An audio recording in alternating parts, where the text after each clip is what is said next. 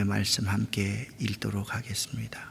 사사기 21장 25절 말씀 함께 합독합니다. 그때 이스라엘에 왕이 없으므로 사람이 각기 자기의 소견에 옳은 대로 행하였더라. 아멘. 사사기를 읽어가면서 사사기를 세 구분할 줄 알아야만 합니다. 먼저 1장부터 3장 6절까지의 내용이 첫 번째 단락입니다. 여기는 이스라엘의 실패와 실패의 원인과 사사기의 영적인 배경이 기록되어져 있습니다. 1장 1절부터 36절까지의 말씀은 사사시대 초기에 가나안 잔당을 섬멸하는 이야기가 나옵니다. 그런데 가나안 잔당을 섬멸하면서 한 가지 잘못한 일이 있습니다. 하나님의 말씀대로 완전히 그들을 섬멸해야만 하는데 그의 가나안 잔당들을 남기게 되었다. 그것이 사사시대 시작의 큰 실패 가운데 하나였습니다. 그 실패의 원인이 무엇인가? 이스라엘의 우상숭배였습니다. 두 번째 내용은요, 3장 17절부터 16장 31절까지의 이야기인데 본론입니다. 12명의 사사 이야기가 쭉 기록되어 있습니다. 온니엘, 에훗, 삼갈, 드보라, 기드온, 돌라, 야일, 입다, 입산, 엘론, 압돈, 삼손입니다. 이 시기는요, 3장 7절부터 16장 31절까지는 이스라엘의 징계, 우상숭배로 실패했다. 두 가지 실패했다 그랬지 않습니까? 가나안 잔당들을 다 몰아내지 못했고 그 다음에 우상을 숭배했다 그랬습니다. 하나님께서 이스라엘을 징계하십니다. 그때 여호와의 신이 임한 사사들의 구원 이야기가 3장부터 16장까지 길게 형성되어 있습니다. 그렇다고 한다면 우리는 사사기를 읽을 때 있잖아요. 지난 시간에 했던 서론 부분하고 오늘 이 두 번째 강해를 사사기를 읽으면서 저는 여러분에게 한 10번 이상 한번 들을 것을 권면합니다. 이 두 내용만 여러분이 잘 익힌다고 한다면 사사기를 강해에 나가면서 여러분이 온니엘부터 삼손까지 한 사람 한 사람의 구원 이야기에 초점 맞추는 것이 아니라 하나님께서 이스라엘을 어떻게 다루고 있는지에 대해서 알게 되기 때문입니다. 12사사가 활동합니다. 그런데 이스라엘 백성들은요, 죄를 짓고 나니까 그들이 압제를 당하고 그리고 또 부르짖자 구원받는 패턴이 이 3장부터 16장까지 계속 되어지고 있다라는 겁니다. 3장 6절까지가 첫 번째 부분인데 3장 7절 말씀을 읽어보면 이런 말씀이 있습니다. 함께 읽어보겠습니다. 이스라엘 자손이 여호와의 목전에 악을 행하여 자기들의 하나님 여호와를 잊어버리고 바알들과 아세라들을 섬긴지라. 아멘. 이스라엘 자손이 하나님의 눈앞에서 악을 행하여 자기들의 하나님 여호와를 잊어버리고 우상을 섬겼다. 그렇게 말씀하는 내용이 본론의 내용이라는 거예요. 3장 7절부터 16장 31절까지의 이야기입니다. 그러니까 3장 7절만 잘 읽으면 본론의 이야기를 여러분이 다 이해할 수 있습니다.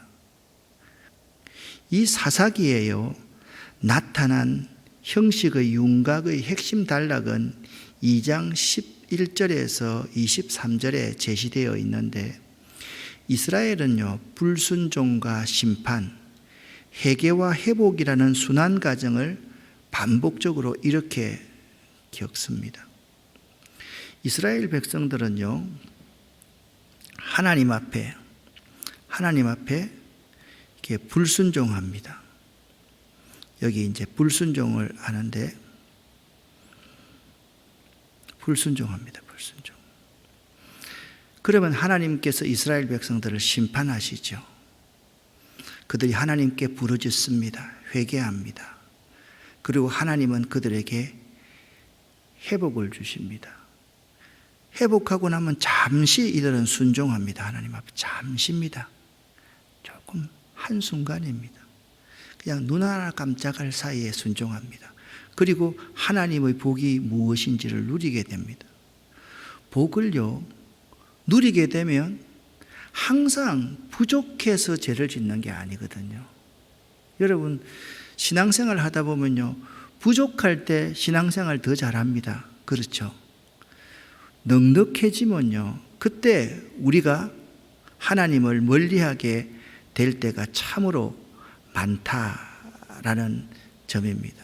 여러분, 내가 불순종하고 있는지를 잘 생각해 보고 내가 하나님 앞에 회복해서 순종하는 것이 복받는 것이다. 이 점을 여러분들이 기억을 할 수 있어야 됩니다.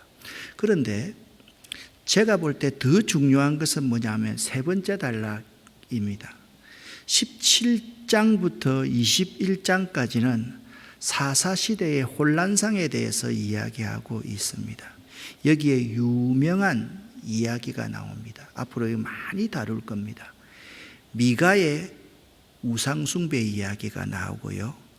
단 지파의 이동과 우상숭배가 나옵니다. 그러니까 이 미가의 우상숭배와 단 지파의 이동과 우상숭배는요, 종교적인 혼란에 대해서 이야기를 하고 있고, 베냐민 지파의 폐륜과 동족 상정은요, 도덕적인 혼란을 이야기하고 있습니다. 그러니까 17장부터 21장까지의 이스라엘 백성들의 모습은요, 1장부터 16장까지를 요약해서 정리하고 있는데 이스라엘 백성들은 종교적으로도 타락했고 도덕적으로도 타락했다. 이 점을 우리에게 잘 보여주고 있는 것입니다. 사사기 17장부터 21장까지를 여러분 주의해서 볼 수 있어야 됩니다.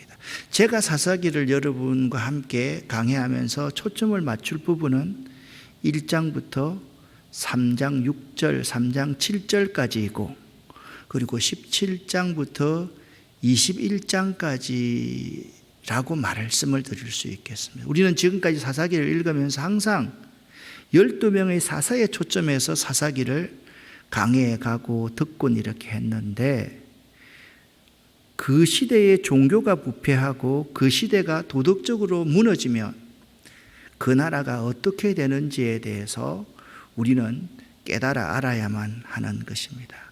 사사기는 이런 배경을 가지고 있습니다. 여러분, 모세가 애굽의 바로에게서 이스라엘 백성들을 출애굽시키죠. 그리고 이들은 바로 어디로 갑니까? 광야 생활을 시작을 합니다. 자, 지난 시간에 여러분 가데스 바네아의 해상, 이 가데스 바네아는요 굉장히 중요한 장소입니다. 그들이 그곳에서 하루를 머물렀던 것이 1년이 되어서 40년 동안의 광야 생활을 하게 되죠. 광야 생활 마지막에 이르러서는 모세가 죽고야 맙니다. 모세의 뒤를 이었던 여호수아가 가나안의 정복 전쟁을 이제 벌입니다. 가나안 땅을 접수하기 시작하는 거죠. 그런데 이 가나안 땅을 정복함에 있어서 가나안의 잔당들을 다 하나님 말씀대로 물리치지 못했던 것입니다. 그리고 사사시대가 시작됩니다. 이 사사시대는요, 가나안 정복 시대와 왕정 시대의 중간에 딱 끼어 있습니다. 우리는 흔히 생각할 때 사사 시대는요, 각기 자기 소견에 옳은 대로 행하였더라, 이제 그렇게만 생각하기 쉬운데 제가 성경을 읽고 볼 때 이 사사 시대는요, 하나님께서 이스라엘 백성들에게 가장 좋은 기회와 가장 안 좋은 기회를 동시에 누리던 시대 라고 생각을 합니다. 그걸 오늘 여러분들에게 제가 좀 말씀을 드리려고 합니다. 그러니까 사사시대는 언제부터인가 하면 주전 1200년부터 1050년경까지 곧 이스라엘이 역사적으로 가장 불안정했던 시기가 배경인 이야기로 이루어져 있습니다. 그 시기에는 중앙에서 다스리는 왕이 없습니다. 그런데 우리는 일반적으로 이렇게 생각을 하면 이 공동 번역과 외경이 있습니다. 그러니까 우리는 외경을 인정하지 않습니다. 66권의 성경만 이렇게 인정하고 있는데 로만 캐슬릭 처치에서는 외경도 정경으로 받아들입니다. 외경인 집회서는 우리들이 익히 알고 있는 점과 다른 관점, 이런 관점을 기록하고 있습니다. 사사들이 우상 숭배에 빠져들지 않았고 주를 배반하지도 않았던 사람들이었다. 그리고 외경은 이 사사들을 찬양합니다. 우리가 믿음의 고백서라고 고백하는 히브리서의 저자는 믿음의 영웅들의 기드온과 바락과 삼손과 입다 같은 사사를 포함시키고 있습니다. 집회서 46장 11절과 12절에 이렇게 기록되어져 있습니다. 이 부분은요, 우리가 정경으로 받아들이지 않는다 할지라도 구약에 나오는 이 사사들을 올바른 관점으로 볼 수 있는 정경 외경이기 때문에 우리가 참고할 만한 충분한 가치가 있습니다. 사사들 역시 각기 부름을 받았을 때 그들의 마음이 결코 불충성한 적 없었네. 주님께 등 돌린 적 한 번도 없었으니 그들을 기억하는 자 복 있으리. 그들의 뼈 무덤 가운데 다시 살아나며 유명한 이름들 다시 그들의 자손 가운데 살아나리. 그렇게 집회서 46장 11절부터 12절에는 말씀하고 있습니다. 저는 사사기를 읽는 데 있어서 이 관점이 매우 중요하다라고 생각을 합니다. 사사시대는 어떤 시대였습니까? 각기 자기 소견의 옳은 대로 행하던 시대였다. 그러나 그러한 시대라 할지라도 거룩한 무리가 남아 있었는데 거룩한 무리가 12명의 사사였다. 그 점이 사사기를 읽는데 매우 중요한 점이다라는 거죠. 그러면 좀 더 구체적으로 사사기의 전체 개요와 신학적인 의미에 대해서 여러분과 함께 나누도록 하겠습니다. 이스라엘 백성들이요, 신실해야 되는데 사사시대를 살아가던 이스라엘 백성들은 비신실한 사람들이었습니다. 사사기는요, 이스라엘 백성들이 얼마나 여호와께 불충하고 불순종하는 백성인지를 실감나게 보여주고 있습니다.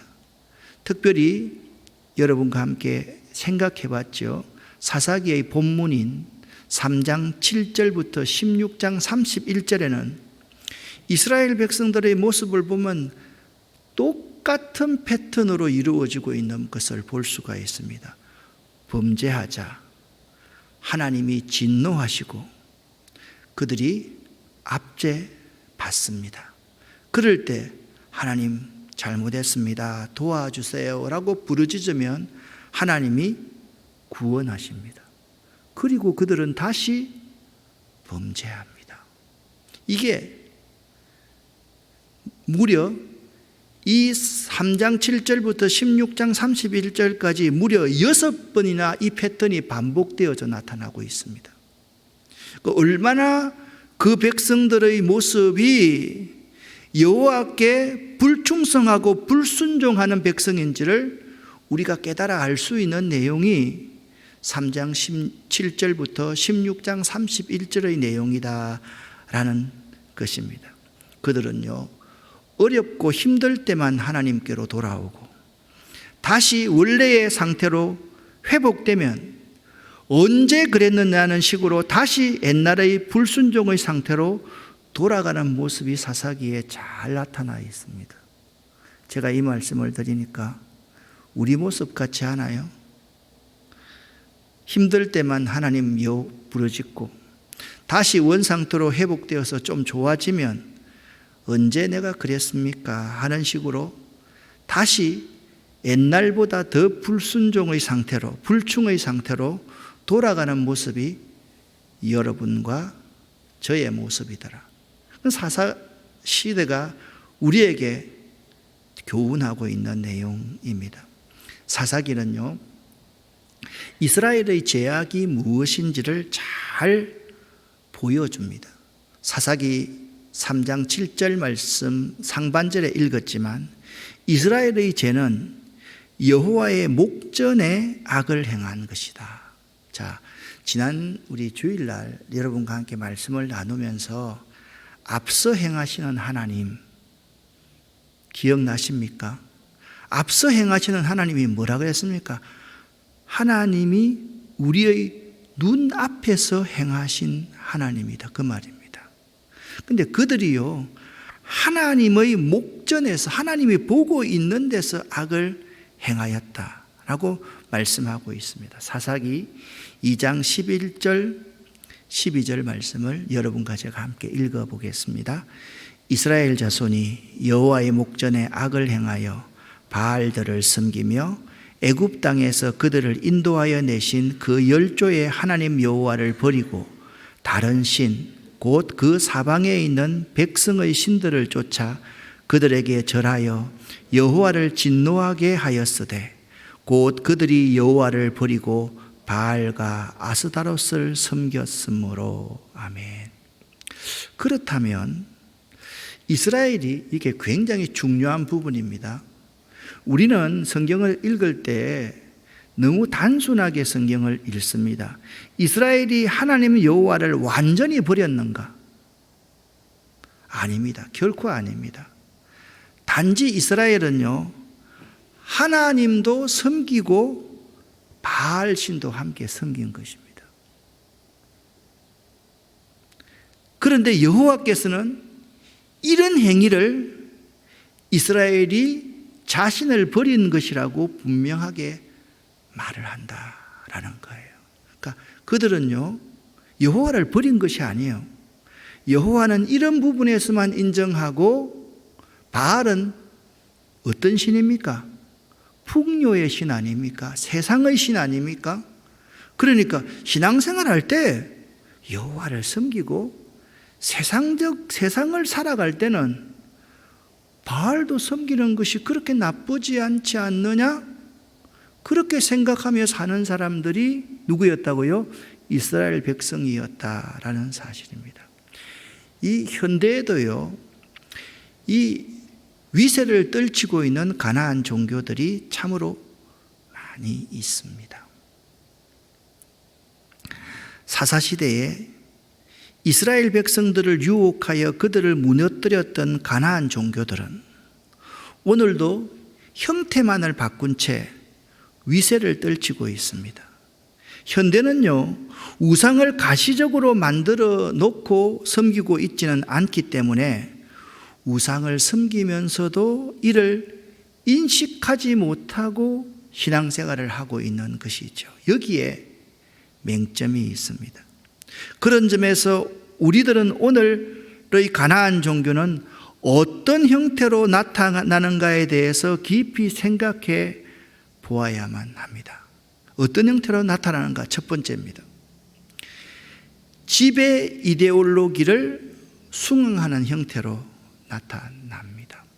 가나안 종교는요, 필연적으로 파괴적인 변화 대신 사회적 현상을 계속 유지하기를 원했던 귀족 계급의 종교로 전락될 수밖에 없었습니다. 그렇기 때문에 이 가나안 종교는요, 지배 구조를, 지배 이데올로기를 지지하는 그들의 이념 역할, 신념 역할을 하고 있었다라는 겁니다. 그런데 오늘날 교회 안에 바로 이런 지배자 정신, 지배 이데올로기가 들어와서 힘을 발휘하고 있습니다. 교회가 섬기는 정신보다는 남을 지배하려는 정신을 가질 때 하나님이 교회에 주신 사명을 감당할 수가 없는 것입니다. 여기 지배 이데올로기의 숭앙, 오늘 한국 교회를 바라보면요, 어떻습니까?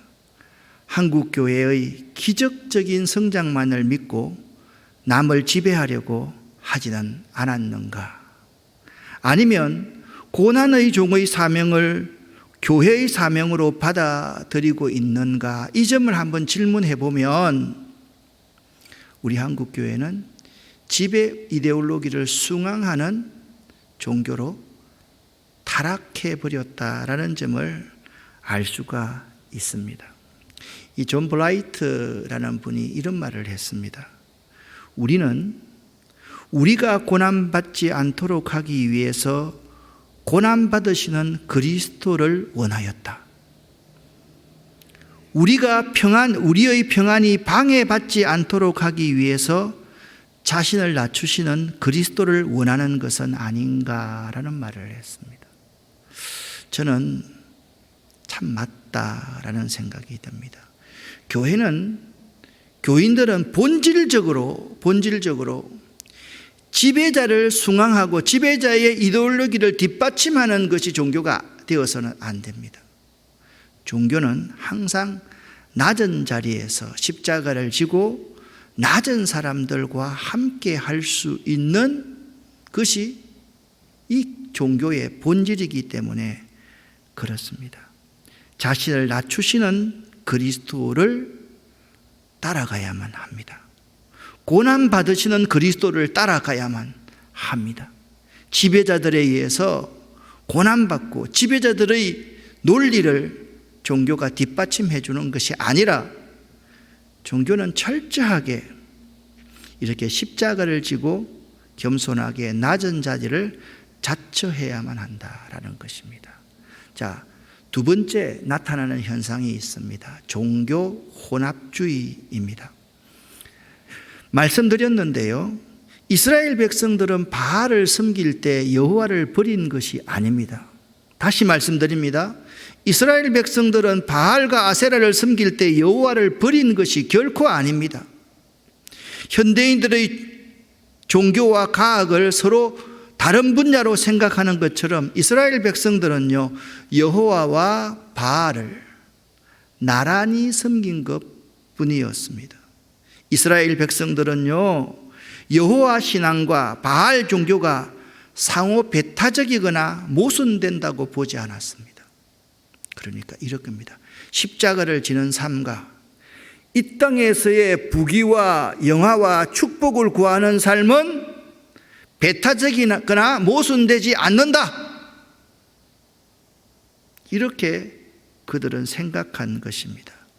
여호와는 이 영역, 우리 역사의 주인이시고 바알은 저 영역, 땅의 비옥함, 이 세상의 축복의 주인이시라고 그들은 믿었습니다. 실제로 이 민중의 신앙에서 보면 이 두 종교를 공존시키려는 강한 경향이 나타나고 있습니다. 이것은 오늘날도 마찬가지입니다. 그리스도를 섬기면서 동시에 돈을 섬기는 이들이 어디 한둘입니까? 어떻습니까, 여러분? 여기 그리스도를 섬기면서 돈을 섬기는 사람들이 어디 한둘입니까는 두 가지가 있습니다. 진짜 그리스도 대신에 돈을 따라가는 사람이 있고요. 돈이 아까워서 하나님 앞에 제대로 헌신하고 헌금하지도 못하는 사람, 그런 두 가지의 사람들이 다 돈을 동시에 섬기는 이들입니다. 만몬을 섬기면서도 그리스도만을 섬긴다고 생각하는 이들이 우리 주변에서 흔히 많이 있습니다. 그래서 깨끗한 부자가 되라. 물론 깨끗한 부자가 되면 참 좋지요. 근데 깨끗한 부자가 되는 것이 그렇게 쉽지 않습니다. 교회에서요, 목회자가 사례를 받고 이렇게 살아가지 않습니까? 그런데요, 다른 교회 가서 집회 한번 하면 한 달 사례를 집회 한번 하면 받습니다. 그럼 2번, 3번 이렇게 가면 그게 받습니다. 그러면서 우리들 유명한 분들은 이야기를 합니다. 깨끗한 부자도 있다, 그렇게 이야기합니다. 저는 그 부분을 부정할 생각은 전혀 없습니다. 그런 분들이 그 재정들을 정말 필요한 부분에 사용하시는 분들도 참 많이 있습니다. 그런 분들은 제가 정말 존경합니다. 우리 교회 와서 집회하셨던 분들은 거의가 그런 분을 사실 제가 모시고 있습니다. 그분들은요, 집회해서 사례를 받으면 전부 다 자기 공동체에 다 넣습니다. 정말 그렇게 넣습니다. 그런 분들을 보면 이분은 만몬과 하나님을 함께 섬기는 분이 아니시구나, 참 본받을 점이 많이 있구나, 그렇게 생각합니다. 여호와는 바알처럼 세상적인 축복과 풍요를 관장하지만 바알과 다른 점이 있습니다. 자연계의 변화, 상황의 변화에 따라서 죽고 사는 그런 신이 아닙니다. 풍요이신 바알은요, 자연의 변화, 상황의 변화에 따라서 죽고 살지만 하나님은 가장 실패한 그 속에도 하나님의 신이 함께 한다라는 점을 여러분 알아야만 됩니다. 그런데 하나님의 백성들은요, 가나안 땅에 들어가서 안식의 땅에 들어갔는데 안식을 누리지 못했습니다. 왜냐하면 이스라엘 백성들이 가나안 민족들과 어울리고 그들의 신과 생활 방식을 받아들이자마자 여호와 하나님께서는 인근 국가를 들어서 그들을 징계하지 않을 수가 없었기 때문이었습니다. 하나님은 다음 2방면에서 이스라엘을 징계하셨습니다. 첫 번째, 하나님은요, 이스라엘을 침략해 오는 외국 군대의 손에 이스라엘을 넘기십니다. 2번째, 가나안의 요새화된 도시들에서 완강히 반항하는 가나안인들을 더 이상 하나님이 쫓아내지 않으셨습니다. 이 가나안인들이 오랜 세월 동안 이스라엘을 시험하도록 하나님께서 방치하신 것입니다. 따라서 사사시대는요, 이스라엘이 약속의 땅 안식에 들어왔음에도 불구하고 계속적인 불안의 시대이다라고 묘사하고 있습니다. 왜 그랬습니까? 그들이 하나님의 말씀을 철저하게 이행하지 않았기 때문에 그렇습니다. 하나님이 하라고 하면 그대로 해야 되는데 자기 생각을 덧붙여서 신앙생활을 했기 때문에 그렇습니다. 하나님만 섬기는 것이 아니라 바알과 병행해서 섬기기 때문에 그랬습니다. 여러분, 우리는요, 어떤 신학을 가지고 있는가 하면 하나님을 먼저 구하면 하나님께서 이 모든 것들을 다 더해 주신다라는 믿음을 가지고 있습니다. 아멘이죠? 이게 우리의 믿음입니다. 그런데 가나안의 믿음은 뭐냐면 하나님도 섬기고 돈도 세상도 적당하게 함께 병행해야 된다라고 생각하고 있다라는 거예요. 여러분의 모습은 어떤 모습입니까? 어떤 모습이라고 생각하십니까? 우리는요, 복음을 믿되 원색적인 복음, 본래의 복음을 믿어야만 합니다. 변질된 복음은 진리가 아닙니다. 복음이 아닙니다. 오늘날 많은 분들이 이 변질된 복음을 진리라고 이야기하는데 이것은 결코 진리가 아닌 것입니다. 그러므로 사사기는 여호수아서와 사무엘상하 사이에 놓여 있으면서 사사기가 어떤 책이라고 해요? 전기 예언서라고 말하지 않습니까? 여호수아와 사무엘서 중간에 사사기가 끼어 있으면서, 그러니까 전기 예언서는 여호수아, 사사기, 사무엘상하, 열왕기, 상하입니다. 후기 예언서는요, 이사야, 예레미야, 에스겔, 그리고 12소 선지서를 후기 예언서다, 그렇게 말을 하지 않습니까?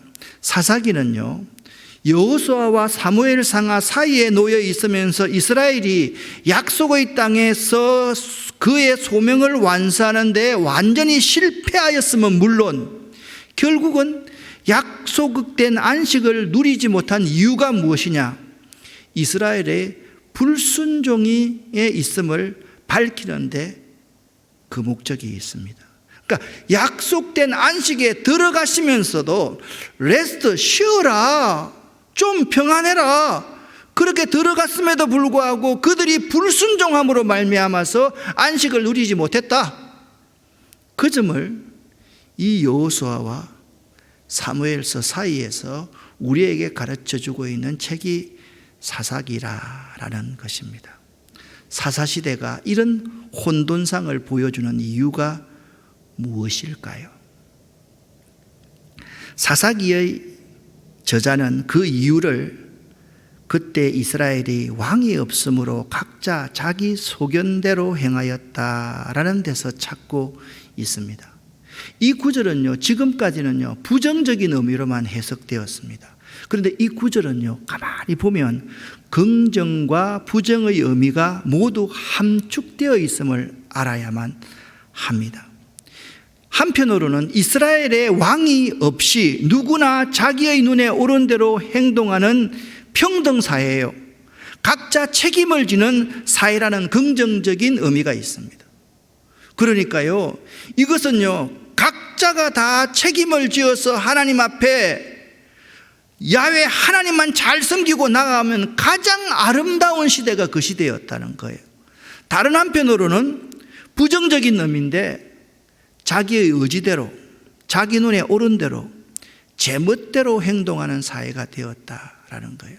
한편으로는 평등사회고 책임지는 사회이고, 한편으로는 이기적이고 자기만 옳다고 생각하는 그러한 부정적인 의미가 다 내포되어 있다라는 것입니다. 그래서요, 우리가 알아야 될 게 있습니다. 각기 자기 소견에 옳은 대로 행하였더라, 그 말이 부정적인 의미뿐만 아니라 이스라엘 긍정적인 의미가 있었다라는 그 시대예요. 하나님이 계신데 하나님이 그 시대 사람들 모두를 그렇게 만들었을 리가 없지요. 이스라엘은 사사시대를 통해서 진정한 자유의 가능성을 가진 백성이었다는 거예요. 평등하게 자기 책임을 다할 수 있도록 그 시대에 하나님께서 왕을 빼어버리고 지도자를 빼어버리고 그들 스스로가 공동체 안에서 생활할 수 있는 자유의 가능성을 그들에게 주셨다라는 거죠. 이전의 이스라엘은 애굽왕 파라오를 섬기던 노예였지만 이제는 자유인입니다. 물론 그렇다고 해서 자기 멋대로 살아도 되는 무한정한 자유인이 된 것은 아닙니다. 여호와를 섬기는 품꾼으로 여호와의 종이 된 것이죠. 여러분, 이 여호와의 종이 된 것이다라는 것에 여러분이 관심을 가질 수 있어야 됩니다. 이스라엘은 여호와의 종입니다. 그래서 이스라엘은요, 자유롭게 된 종이라고 할 수가 있습니다. 왕이 없는 해방된 이스라엘은요, 사사시대에 자유롭게 된 종으로서 여호와를 섬기며 자기 소견에 옳은 대로 행동하며 살아갈 수 있는 특권이 주어졌었습니다. 이런 면에서 사사시대는 여호와만을 왕으로 모시고 자유롭게 살아갈 수 있는 이상적인 사회였는지도 모릅니다. 그러나 오늘날처럼 하나님께서 이상적인 신앙생활을 할 수 있게 만들어 주었잖아요. 우리가 신앙생활 하는데 어려움이 있습니까? 교회 나가는데 어려움이 있습니까? 헌신하는데 어려움이 있습니까? 그런데 이스라엘은요, 이 자유를 남용하여서 자신만을 위해서 사용하였다라는 것입니다. 다시 말해서 자유만 있었을 뿐 그들에게는 섬김과 헌신과 희생이 없었던 것입니다. 그래서 민영진 교수는 이런 말을 합니다. 사사시대를 섬김 없는 자유의 시대로 규정짓는 거예요.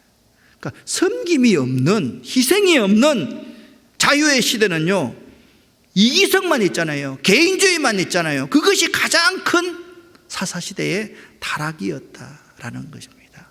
섬김이 없는 자유가 결코 이스라엘 내부에 이기적이니까요. 여러분 말씀드렸지 않습니까? 17장부터 21장까지는 종교의 분열이 일어났죠. 혼란이 일어나고, 두 번째는요, 도덕의 혼란이 일어나는데 이스라엘 백성 자기들끼리 싸우는 거예요. 12지파가요 자기들끼리 싸웠던 적이, 이렇게 피 터지게 싸웠던 적은 거의 없었습니다. 부분적으로 싸웠지. 그런데 사사기의 저자는요 그것을 고발하고 있는 거예요. 그래서 이스라엘 내부가 붕괴되는 거예요. 12지파가 결속되어 하나로 되어 있을 때는 아무런 문제가 없었는데 자기 내부가 붕괴되니까 외부의 침략에도 무방비 상태가 되어서 어쩌면 이스라엘이 망하게 된 것이 당연한지 모릅니다. 항상 중요한 것은 있잖아요. 내부의 붕괴가 먼저 일어납니다. 그리고 외부에서 오는 적들의 무방비 상태로 될 수밖에 없다라는 겁니다. 여러분, 이스라엘은요 이방 세력들이 쳐들어오잖아요. 내부가 붕괴되어 있으니까 그 전쟁에, 거룩한 성전에 일심으로 동참하지를 않습니다. 둘째, 왕이 없기 때문에 각기 자기 소견에 옳은 대로 행동함으로 말미암아서 자기 지파만 생각하는 그러한 공동체가 깨어지는 참 비극을 맞이하게 되었다라는 겁니다. 바로 이 점이 사사기를 통하여서 우리 아름다운 교회와 우리 한국교회와 한국의 교인들이 되돌아봐야 할 교훈인 것입니다. 아마도 우리 가운데 만연되어 있는 이기성, 이기주의, 개인주의, 이게요 우리 교회가 결속되지를 않는 거예요. 그렇잖아요. 여러분과 제가 얼마나 이기적입니까? 개인주의가 옳다라고 생각을 합니다.